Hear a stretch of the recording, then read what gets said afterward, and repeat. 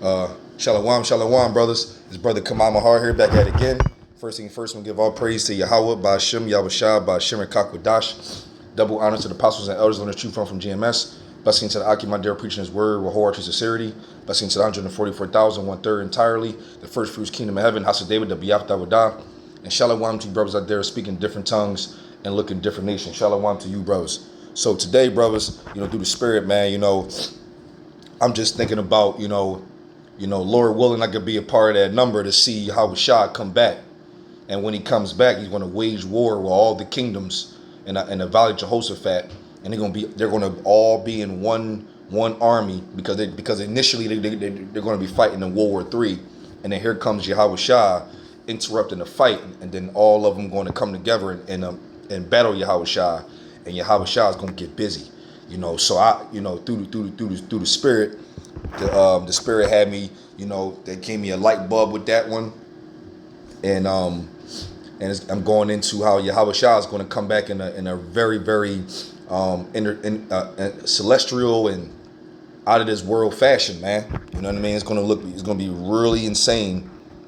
How Yahawashi is going to look and how it's going to be, and Lord willing, I could be a part of that number to see Yahawashi come back and get these devils and these nations powers from themselves, so Yahawashi can take the throne and take his kingdom, and us brothers, Lord willing, I could be a part of that number.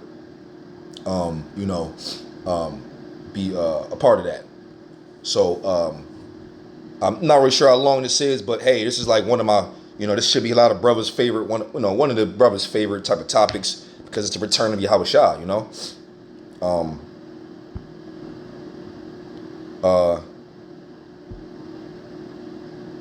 So let me go to Ezekiel real quick, Ezekiel 38, because 38 and 1, because right here, okay, so we all know that Russia is going to lead the charge. So it says, Ezekiel 38, and the word of Yahawashi came unto me, saying, Son of man, set thy face against Gog in the land of Magog, the chief prince of Meshech and Tubal, to prophecy against him. And Gog in the land of Magog is in the land of Russia. And say, Thus saith Yahawashi, behold, I am against thee, O Gog, the chief prince of Meshech and Tubal, and I will turn thee back and put hooks into thy jaws, and I will bring thee forth, and all my army, and all thy army, horses and horsemen, all of them clothed with all sorts of armor, even a great company with bucklers and shields, all of them handling swords. Right, and as Persia, Ethiopia, Libya, with them all, them with the shield and helmet, Gomer and all his bands, the house of Togarma and the north quarters and all his bands, and many people with thee. Right. And it says, hold on,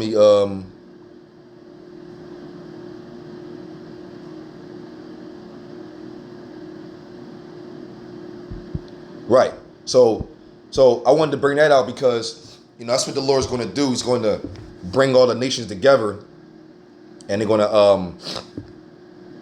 to pretty much get them all together so they could be all in one accord, which is a beautiful setup. And they're going to be in World War III, and while they're all in one spot, Yahawashi going to crack that sky and then get them out of there on one whop. He ain't going to just let them just be separated in their nations, and he going to go nation. No, he going to have all the armies on one whop. Let me see the book of Zephaniah. Who was it? Right, it says, therefore wait ye upon me, saith Yahawashi, to the day that I rise up to the prey. For my determination is to gather the nations, that I may assemble the kingdoms to pour upon them my indignation, even all my fierce anger, for all the earth shall be devoured with the fire of my jealousy.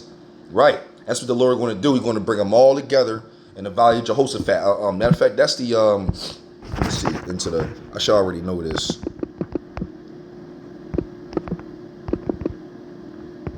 Yeah, it would Joel 3. Yup, Joel 3. Yup, I did know that. Joel 3. I started at the top. It says, "For behold, in those days, and in that time, when I shall bring again the captivity of Judah and Jerusalem, I will also gather all the nations, and I will bring them down into the valley of Jehoshaphat, and will plead with them there for my people, and for my heritage Israel, whom they have scattered among the nations and parted my land. Right. You see that? And that's what the Lord going to do. He's going to gather all the nations, like I keep on getting into it. And when you think about it, that's like real clever. But then again, it's nothing but a typical what you would call a setup. So the way Yahawah set it up, he had, because we can see that now. We can see now how it's all being played out with Russia and how things are being played and set up like a chess piece, where you can see where, you know, you got the war in Ukraine, you got the gas prices thing and the food shortages, and then you got other countries want to invade other countries and help between the others, and it's all formulating itself very perfectly, where you can kind of see how this is going to play out itself, and you can see why and what's going on as it's coming along. It's pretty nice how the Lord dictated this whole situation, and basically got all the nations in a real trick bag, starting off with Babylon the Great, America, which all the nations are going to shoot their missiles at America, and then, you know, World War III going to be already, you know, going down as it's happening, and, you know, so they're going to be fighting, and then what's going to happen is Yahawashi going to crack that sky, and he's going to have them all at the same time, right where he want them, and it's a wrap. You know what I mean? Because the Lord going to come with all his armada, with the angels and all the chariots, man. Oh man, it's going to be a real sight to see. In our First Thessalonians, the second chapter, let me see, starting that, I think 12. It says, let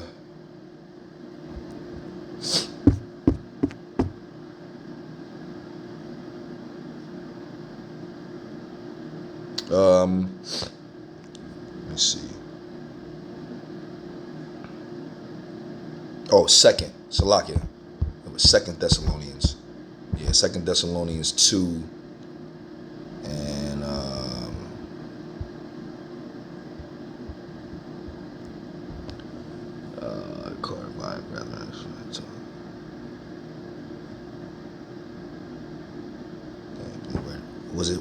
was it this one? It was called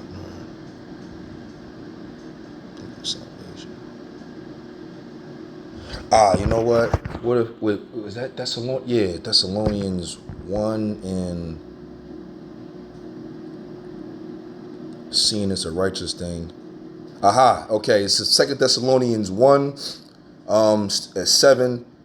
And I'm gonna go at 8 and say, and to you who are troubled, rest with us. That's talking about the Israelites, so-called Negroes, Latinos, Native Seminole Indians.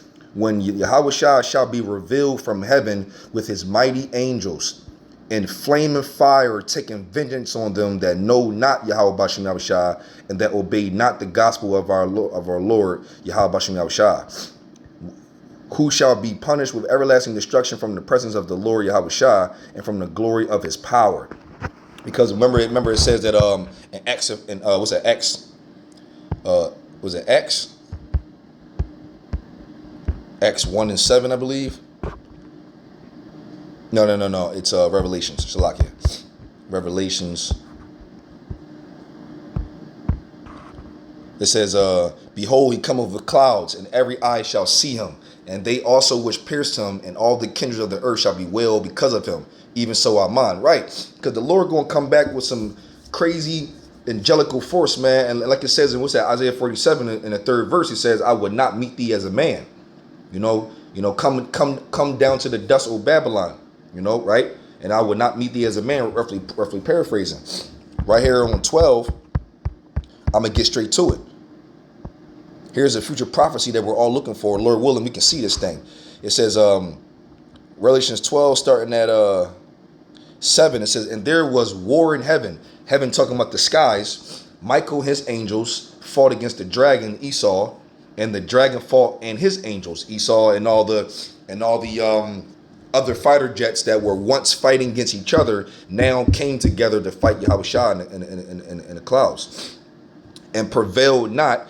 Neither was their place found any more in heaven. And I'm gonna get into why they were no more found in heaven, because what Yahawashi did with that damn laser beam he shot out. And and it must have been a strong. You gotta remember, when you gotta picture this, from a army standpoint, and you gotta think about, that's a lot of fighter jets from different countries in the whole. I mean, it would have to be thousands of fighter jets in the sky, thousands of them. Look like a fleet of like thousands of fighter jets. Maybe hundreds, because hundreds is still pretty good. Maybe several hundred fighter jets in the sky at one time. That's a whole army by itself. And then Yahawashi gonna come, and then they gonna all be right there, and they gonna try to fight at Yahawashi, and he gonna get him out of there real quick, like what you would call a first round one hitter quitter knockout punch. There ain't gonna be no battle, ain't gonna be no dipping. It's just gonna be a ding, ding, ding. Yahawashi just gonna go slip, boom, it's over. It's a wrap. Fell. It's gone. Just easy money. And it's not gonna be good, man. It's gonna be a beautiful thing. Lord willing, man, I could be a part of that number, man. Being able to see, blesses the man that's all to be able to see the downfall of his enemy. Oh, what is that? Oh, yeah, let me get that.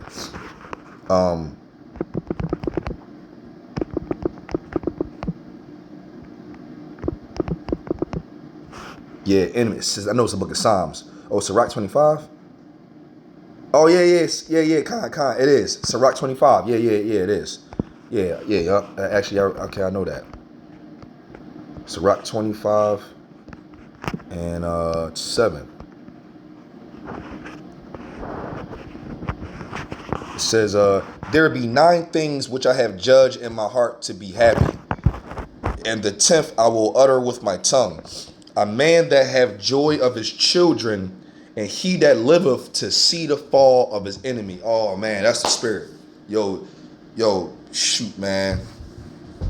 In the name of Bahasham, Yahawashi, Lord willing, I can see the downfall of Esau. I know you brothers as well that watch these videos, feel the same way.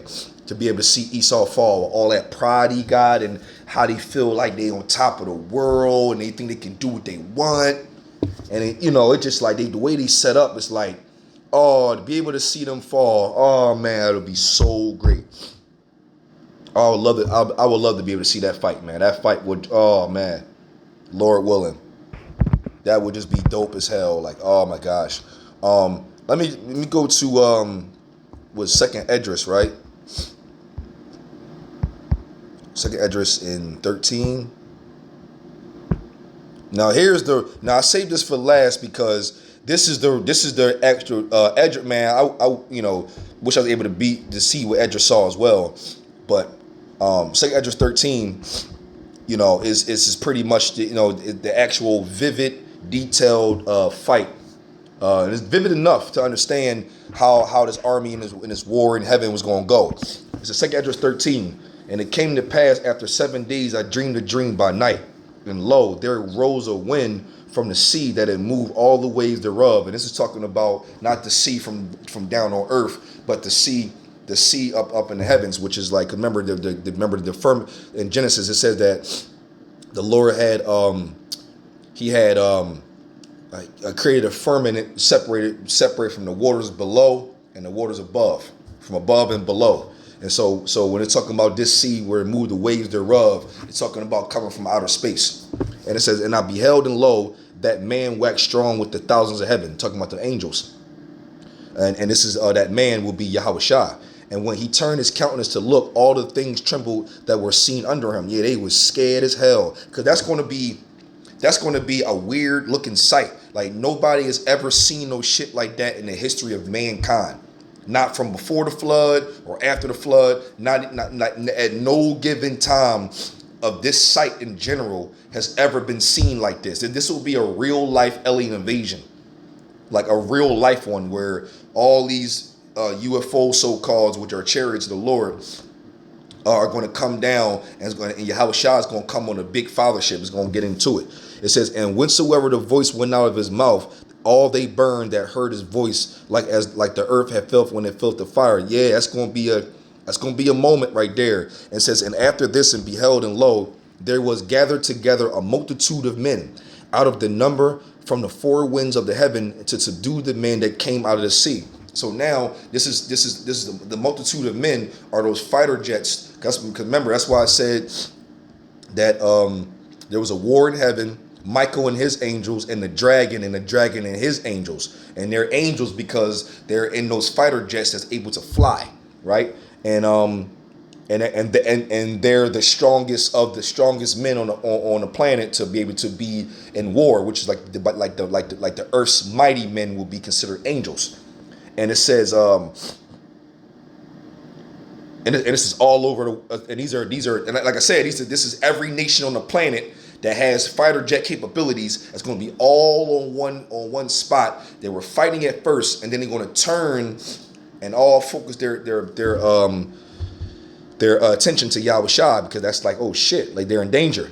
And it says, but I beheld, and lo, he had graved himself a great mountain and flew up upon it. Now, what this great mountain is Edris did his best to describe that this great mountain is not really a real mountain. It's actually a big giant UFO, which we call a father ship. He came through with this big giant father ship that he considered it as a mountain. That's how big it was. And it says, but I would have seen the region or place whereout the hill was graven, and I could not. Meaning, like, yo, like just like Independence Day, when they was directly below the chariot, the UFO, it was so big that you couldn't tell where it began or ended. Like, you know, when you can see a plane or a giant thing in the sky, you can measure it because you can see from the end to the end of it. You be like, damn, that's big as shit. That got to be like a 70-foot long vehicle. You know, you can do that because you can see the ends, the two sides of it from the beginning to the end, and give yourself an estimated judge, right? But in this case scenario, Edris couldn't see that, so that's why more than likely, when Yahawashi come back, it's going to be a day of darkness because the ship is more than likely going to block out the sun, if you can, obviously at that point, you know, because it's going to be so big that you can't even, mind you, when you go outside and look up to the sky is even viewed like that. Like, you can only see but so far, and you can't see where the beginning of the sky starts or ends from that same concept. You can't, it's till your eyes can see, right? And Edris is viewing the fathership that Yahawashi flew up upon the same way. It was so big that you couldn't see where the ends were. That's why the scriptures talk about all eyes are going to see him, right? Because it's going to be that damn big. And it says, and after this I beheld, and lo, all they which were gathered together to subdue him were sore afraid, and yet durst fight. Yeah, because the Lord gonna put a spirit on them to fight, because they could have fled away. You know, they could have fled away and were like, oh shit, and flew away and was nervous. But no, the Lord put a spirit on all those armies to be able to stand their ground and go ahead and try to make an attempt to see if they can, you know, defend themselves or maybe so-called win the battle or so, or whatever they wanted to do. I probably will go with defend. Defend would be, you know, the best way you can go about this one. At least tried, right? And it says, and lo, as he saw the violence of the multitude that came, he neither lifted up his hand, nor held sword, nor any instrument of war. Wow. So he ain't even do nothing for real. He just saw them coming. He's like, oh, all right, for real. And then it says, but only I saw that he sent out of his mouth, as it had been a blast of fire, out of his lips a flaming breath, and out of his tongue he cast out sparks and tempests. That's a crazy ass, highly concentrated laser beam type technology, heavenly type of thing that we don't know what it looks like. And obviously it's something very, very, very devastating.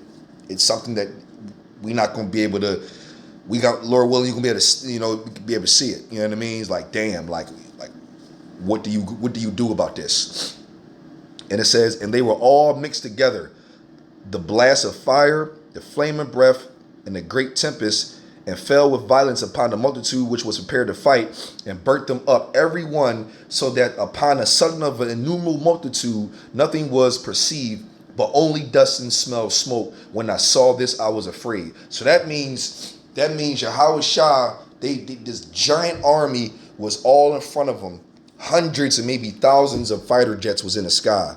And when they came at Yahawashi, he shot out some crazy shit. Fire at will, angels, probably everything was shooting. And out of a big giant blast, a one-hitter quitter destroyed the whole army in one whop. Hey, yo, the powers on high, man. Yeah, man, that's something different, man. We don't know what that is, but Lord willing, all you sincere brothers, able to see it. I know some of us gonna be martyrs, but hey, when Yahawashi does come back, the brothers that died in his truth gonna be risen up first. So it's still pretty dope, no matter how this way goes. But to see that though, to see what Edris saw in real life, man, that will be for man, shoo. Love to see that, man. Aparat design, brothers. This is edifying to you, brothers, man. Because after this happens, brothers, you gotta remember that the Lord had angels for two reasons, and I can put up a video up on that at some point, where he's going to deliver his elect. Lord willing, gonna be a part of that number, the so-called Negroes, Latinos, Native Indians, the Israelites, right? And remember, during this time frame, brothers gonna be in chariots or whatever with those new bodies. And then right after that army is destroyed, what's going to happen? Brothers going to come out them chariots, and they're going to go ahead and start the kingdom. Beautiful. Going to give all praise and glory to Yahawah, Bahasham, Yahawah, Bahasham, qadash. Yahawah, he is to be, exists, Bahasham in the name, and the only begotten Son, the Lord and Savior, Yahawah, Bahasham in the name, and Holy Spirit, the qadash. Double honors to the apostles and elders, learning the truth from GMS. Blessings to the Aki, my dear, preaching his word with hard true sincerity. Blessings to 144,000 and 1/3 entirely, the first fruits, kingdom of heaven, house of David, the Yahawah. And shalom to you brothers out there speaking in different tongues and looking at different nations. Shalom to you brothers.